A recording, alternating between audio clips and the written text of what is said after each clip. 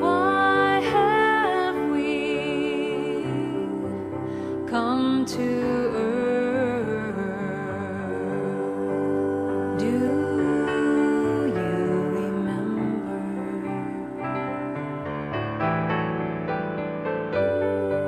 Why have we taken birth? Do you remember? Oh, and she feeds him. You know, I love that song. One of my teachers used to say, "You can't get muscles watching me lift weights." Dang, you know? I wish it was not that way, but we got to do it on our own. So today's talk is called Make a Mess. We're in our creativity series, our second week of our creativity series. And have you ever noticed that when you start to get creative, things start to get messy? Anybody ever done a remodel besides me? Right. So you have this beautiful picture, this wonderful kitchen or bathroom or living room area that you want, and you see that picture, and it's so beautiful. And the next thing you know, there's dust and plastic sheets and sheetrock and all that stuff hanging everywhere, right? Have you ever noticed it always takes longer and costs more than you planned? Yeah. I hate to tell you, but that's life. It always takes longer and is messier than we want it to be. And yet, it's part of the creative process. That's part of the creative process. We go through it every time. And the question is, are we willing to go through it every time? Robert Fritz said that people who are creative, I think it was in the reading, have a higher tolerance, higher than usual tolerance for mistakes, which are also known as messiness. So, how many of you are just overjoyed to make mistakes? You know, the faster you can make them, the better. You know, I actually had a teacher who said that the faster you can make your mistakes, the more you learn from them, the better off you'll be, you know. But most of us sit there and go, you know, I don't want to do that, you know, and then people judge you and you know, they don't want to be with you and stuff like that. So, but the process of creation, the energy of creation from Spirit is always flowing through us. That energy of creation is always flowing throughout the universe, everywhere, simultaneously. We get to be conscious conduits of that creative energy. That means we get to have choice. You know, I think I talked last week at the first service that a rock does not have a whole lot of choice in how the creative energy flows through it, right? Okay? But we do. We get to be conscious about it. We get to say, you know, I choose to take that creative energy and create this with it. Most of the time, we don't. Excuse me. Most of the time, the people out there, not the people in here, the people, them, they, those out there, don't do that. You know, we just kind of create based on our comfortable paradigm of what we know is already so, right? You've known people like that. You've got an aunt or an uncle or a cousin who's like that. So creativity is not repeating the same thing over and over again. Creativity is creating something new. Spirit is always creating new. Have you noticed? It's always creating new. Have you noticed there's not another one of you walking around the planet? Yeah, he says, thank God. Sometimes we say, oh darn, I wish they'd all be like me. And sometimes we say, oh, I'm so glad they're not all like me. Okay? And sometimes we vacillate between both. But there's not another one of you walking around the planet. There's not another person with your fingerprints. There's not another snowflake. I'm in summer in Reading and I'm talking about snowflakes. There's something wrong with this. But anyways, visualize with me snow. I was sitting up in the Trinity River yesterday and I could see where the flow, the flood level of it was. You know, it was down from that. And I was just sitting there going, okay, God, to me, God, I'm willing to have massive snowfall, nice big snowpack on the mountains this coming winter, and just, you know, opened up and started to visualize that. So just join me in that if you want to. Amen. And so it is. So nothing is ever the same about the divine creativity. And our creativity, we're always creating anew. We're always creating fresh. And that means we're always learning something as we create. That's the purpose of creativity. We get to learn something new. But what that means is, guess what? We don't know how to do it until we start doing it. We don't know how to do it until we start doing it, and that means we make mistakes or a mess sometimes. And then we, as the reading says, adjust. So God's creativity is messy. Have you noticed? Okay? God's creativity is messy. Stars scattered all over the place, right? Galaxies spinning out there, who knows what they're doing. And just look at the human race. It's pretty dying messy, right? God's creativity is messy. Our intellect wants to keep everything neat and in control, but our heart and our soul is calling for longing for something to express itself more fully. And the question is, will you answer your heart and your soul? Will you answer that question, that call for something greater than you've ever experienced before, that divine creativity to move through you? Okay? I heard a few yeses, and I'm glad. Creativity is the path of no path. Creativity means, again, you haven't been there before. There's no path. If there was a path, you've been there before, or somebody's been there before. But for you to create, you're creating a path out of a path of no path. You're creating something where you can't get there from here because there isn't a direct road. It's kind of like the road from here over to the beach, to Eureka. It's not direct. But there is no road on our creative process. There is no path. We have to put our consciousness already there and begin to live from that. And I'm going to talk about that a little bit more in a minute. I'm going to talk about two kinds of thinking that one will support us better than the other. They're both good processes. Two kinds of thinking, two kinds of spiritual teaching. One is called translational thinking or translational teaching.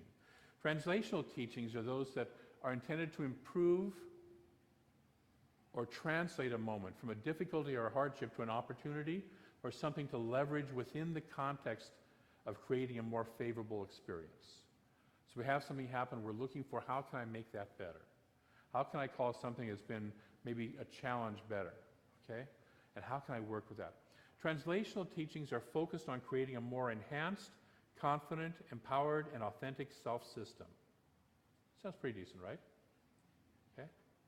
Translational teachings are ego-friendly insofar as they do not alter the ego's functional role in consciousness. And a couple of you who know me are starting to hear a little bell going off in the back of your mind going, uh-oh, there's something more than this. So an example is if you're having a bad dream. Anybody besides me ever have a bad dream? Everybody besides me ever live a bad dream? Okay? Translational thinking will help you to reframe the dream into something less painful or good, okay?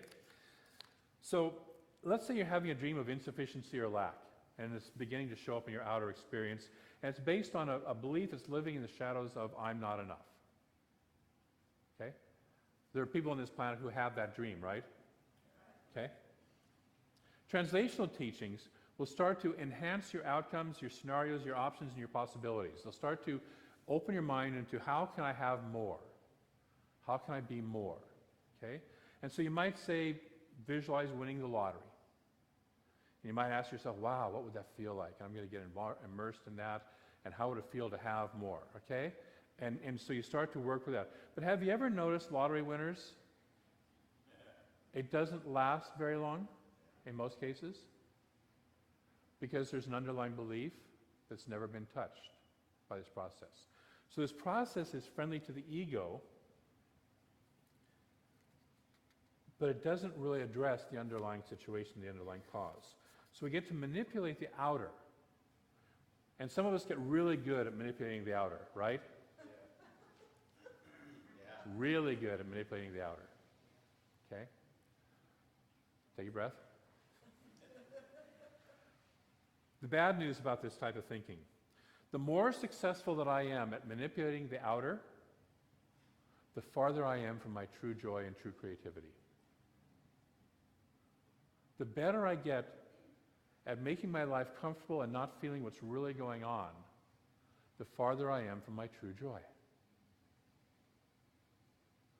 We need that impetus, that one of my teachers called it divine discontent, to move us forward, to rattle our cage a little bit so we keep on moving forward. See, that creative urge, when you have it, how many of you have had that creative urge?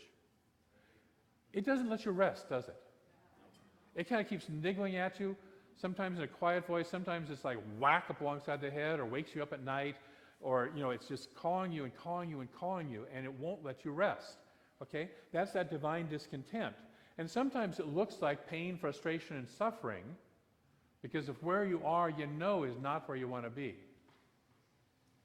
I can't tell you how many jobs I've been in that I knew were not the jobs where I wanted to be. But I put up with them because I needed the money, and it was the place where I was, and I was good with those skills, and et cetera, et cetera, et cetera. But it's not the truth of where I wanted to be. And I can manipulate, but I would not heal the feeling of lacking true joy within my system, within my beingness. Okay? So when we get really good at this, we actually get farther away from our truth. And I hide what's really causing the hurt. So true joy comes out of the second method of thinking and processing. And that's called transformational teaching or thinking. Last Sunday when Shaki and I were doing the music, she had a wonderful song on transformation. And I love that concept. But the thing is, what transformation is? Scary as heck to the ego. Transformational teachings seek to point us into a new reality that is only accessible within the context of a new identity. In other words, you can't get there from here. As I identify that I right now, can't live in that new reality. And our ego sits there and goes, but I know who I am. I've worked for years. I've done massive amounts of therapy just to get to know who I am now. And now you want me to move? You want me to be something or someone else? And the answer is yes. This teaching calls for us to be the more authentic self than even that. Because guess what? Each of us is a being of God, and God is constantly expanding, so we are constantly expanding who and what we are. Constantly expanding. And so yes, who I am today is not who I'm going to be tomorrow. And who I am tomorrow will eventually fall away to who I'm going to reveal later on. And we have to be okay with that ride. Because that's the creative process of the universe. Transformational teachings wreak havoc for the ego because their focus is not about survival or making things better. They are about helping to break the habit of being ourselves. There's a great book. Dr. Joe Dispenza has a great book with that title, Breaking the Habit of Being Yourself. They point us away from the familiar and compel us to embrace the disowned and orphaned parts of ourselves. You know what I'm talking about, right?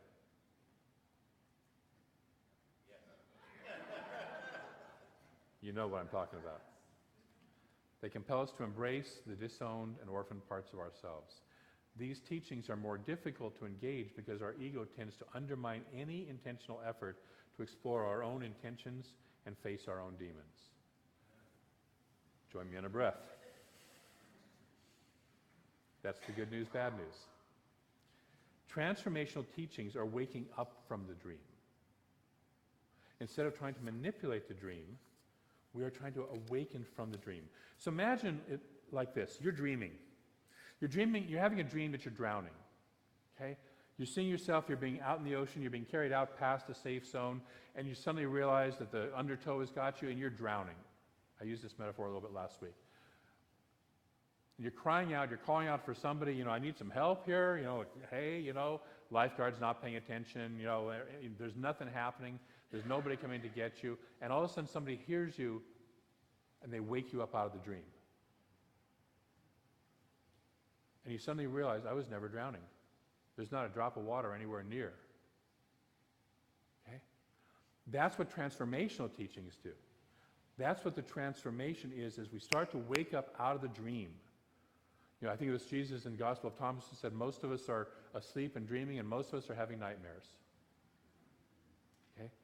So the question is, are we willing to wake up? Are we willing to notice that the dream, that what we called reality was never real? It was never real. It felt real. Just like if you're having a dream that you're drowning, it feels real, right?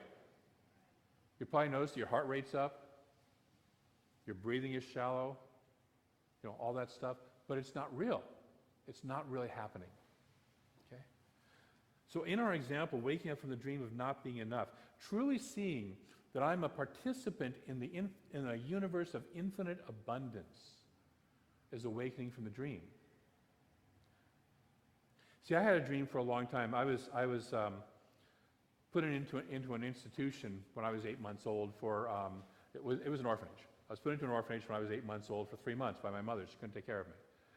And I had this whole thing about abandonment for my whole life, a long time. What they call abandonment issues, right? And betrayal issues.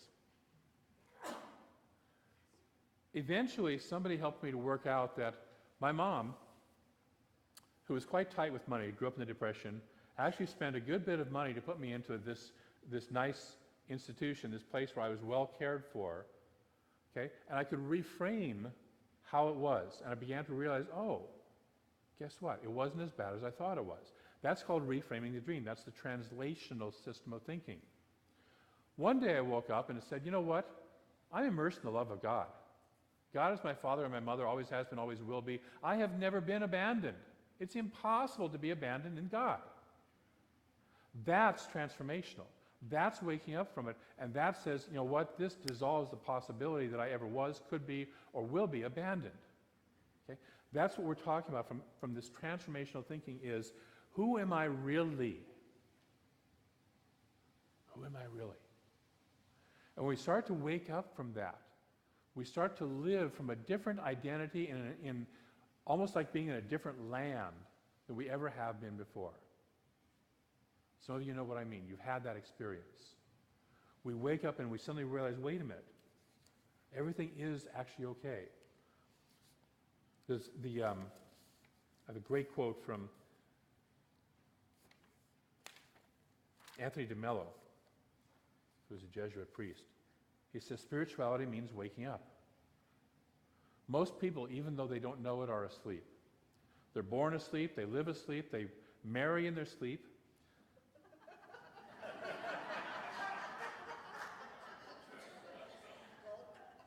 They breed children in their sleep, they die in their sleep without ever waking up.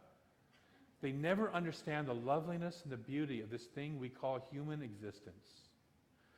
All mystics, no matter what their theology, no matter what their religion, are unanimous on one thing, that all is well. All is well. Though everything is a mess, all is well. Strange paradox to be sure. But tragically, most people never get to see that all is well because they are asleep and they are having a nightmare. A transformational process, and I'm going to invite you to play with that this week, is to start to wake up from the dream of what you think and who you think you are. Because you're not that. I was playing with Diana just a few moments ago. She's a musician, she's a practitioner, she's the head of the children's church, and that's part of her identity. But she's more than that. And she's not any of that.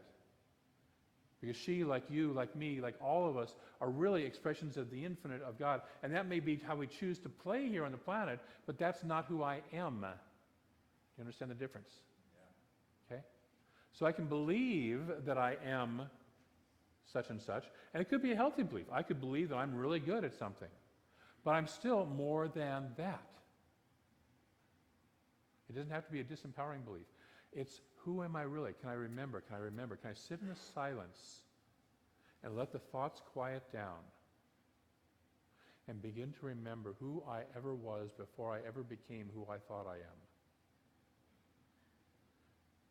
Can I live in that?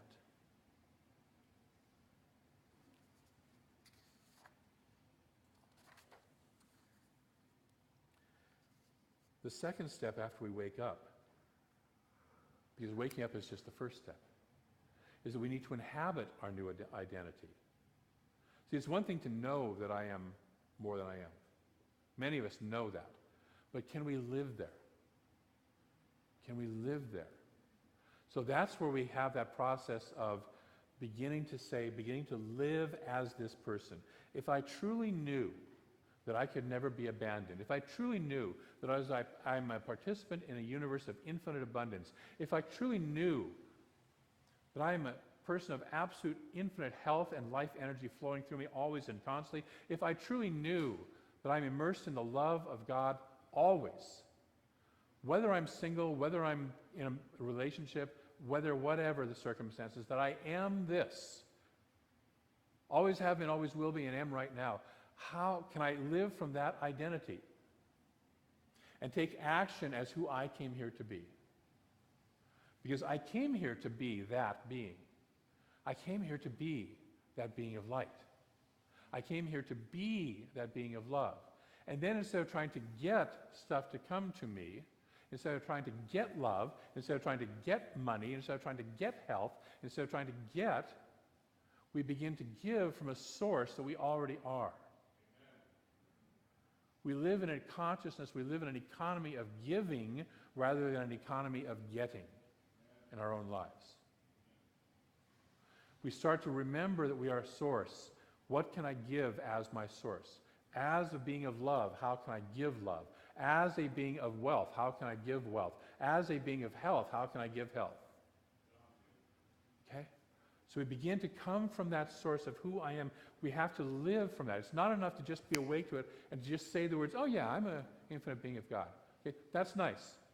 Probably all of you can say that. I could say it for a long time.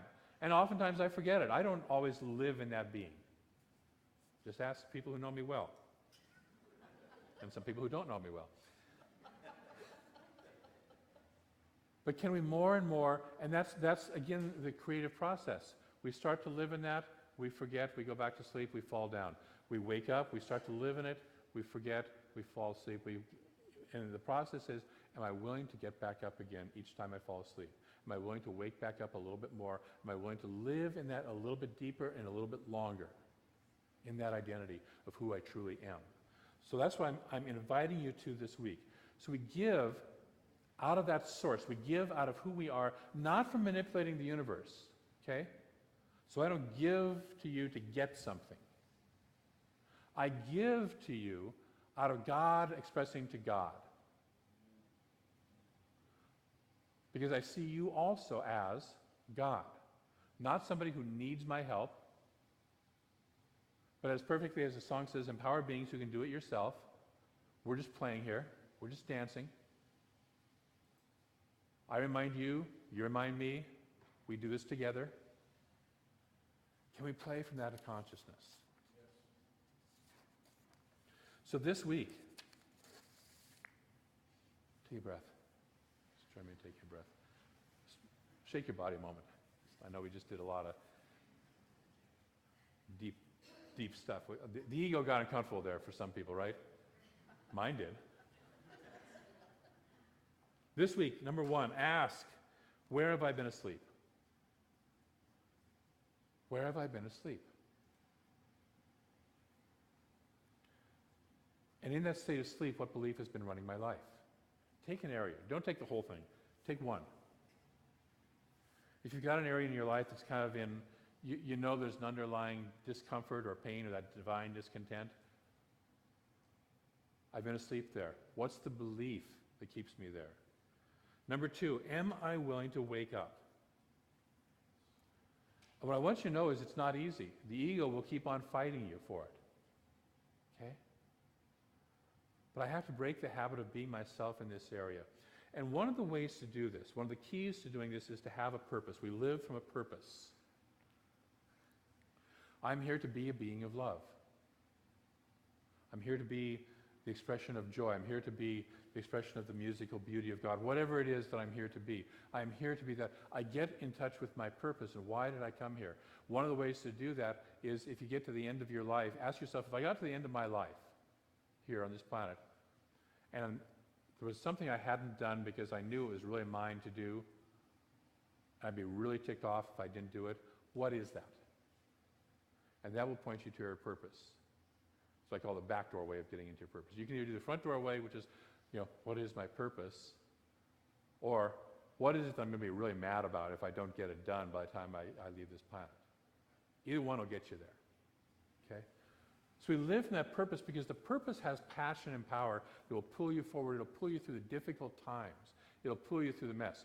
Just to use the example of a remodel, the purpose is to create that beautiful house that you want, that home that you want. It will pull you through the mess of the remodel, right? Okay?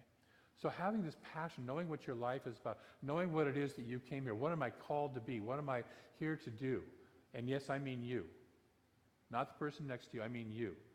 And especially if your mind is going, well, those calls, they're for other people, that's not me. Yeah, I hear your phone ringing, okay? They're for all of us. Each of us has that call. What am I here to be? So am I willing to wake up? Am I willing to break the habit of being myself? And then number 3, tell the truth of who I am and live as this. And you have to wake yourself up every day. Wake yourself up every day and remind yourself, wait a minute, this is who I really am. This is who I came here to be. Because your ego and everything that you so far surrounded yourself with as a habit will be there to support you in going back to sleep, back to sleep. I try this with Oliver, our baby, every once in a while when he's screaming and having a good time and we want him to be quiet. Sleep, little boy, sleep. He doesn't get it. Because his life energy and his purpose is so full and expressing. However, by the time we get to our age, our ego has said, sleep, and we go. Okay? So we have to keep waking ourselves up. We throw a little cold water on ourselves once in a while just to say, and if we don't do it, the universe will do it for us eventually.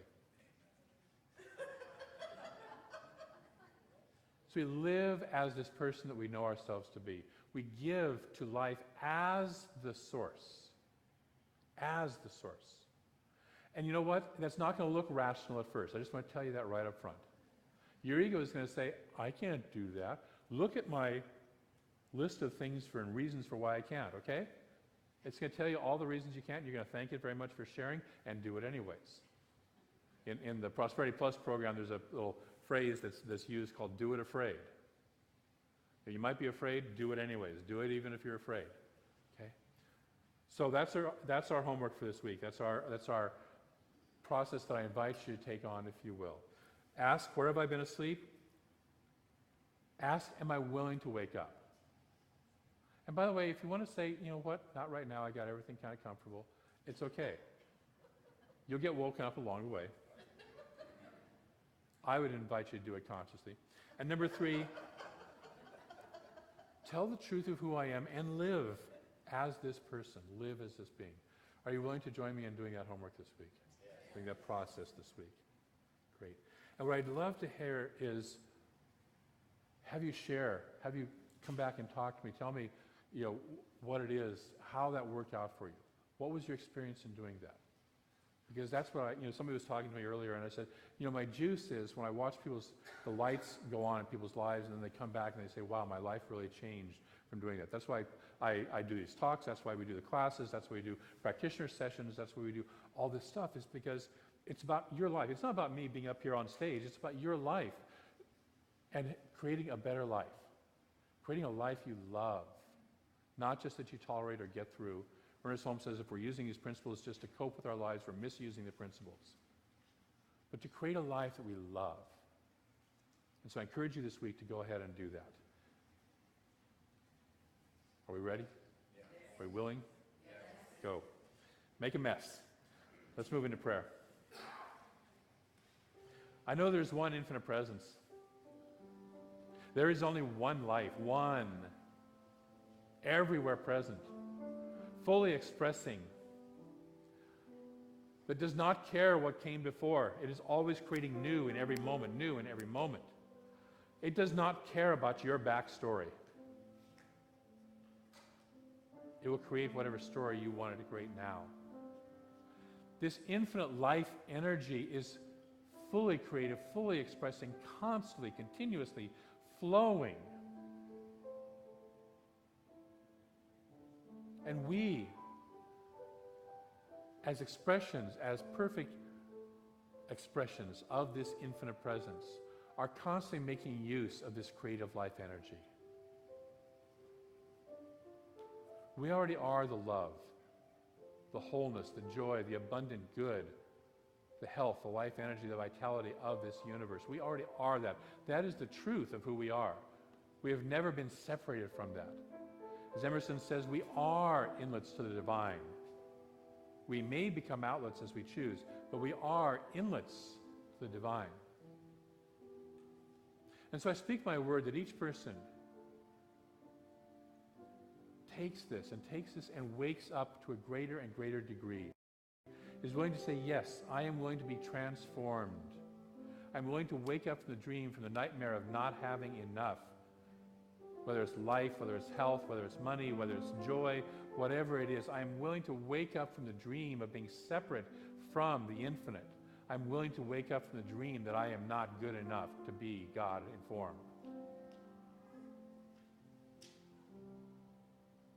And so I know that as each of us awakens, as each of us begins to live from this reality, that we create a world for ourselves and a world around us that is a world of the expression of the highest and greatest good of the divine. It is a world of joy. It is a world of health. It is a world of wholeness, of bliss. This is the truth of our nature. This is the truth of what we are expressing. And so for this, I'm grateful for each person who said yes to this and truly, truly moves into that form. Thanks to ego for its work and sets it aside to go for the actual truth of who we are. I'm ever so grateful for the spirit that runs through and as all of this and continues to awaken itself through us. I'm ever so grateful. So for this process, for this dance, I release this word into a law that knows how to move it into form and expression and experience in each of our lives in the most beautiful and perfect ways possible. We don't have to figure out the how. We just simply say, yes, I am willing. Yes, I am willing. And the universe says yes right back. And so it does. And together we say, and so it is. Thank you.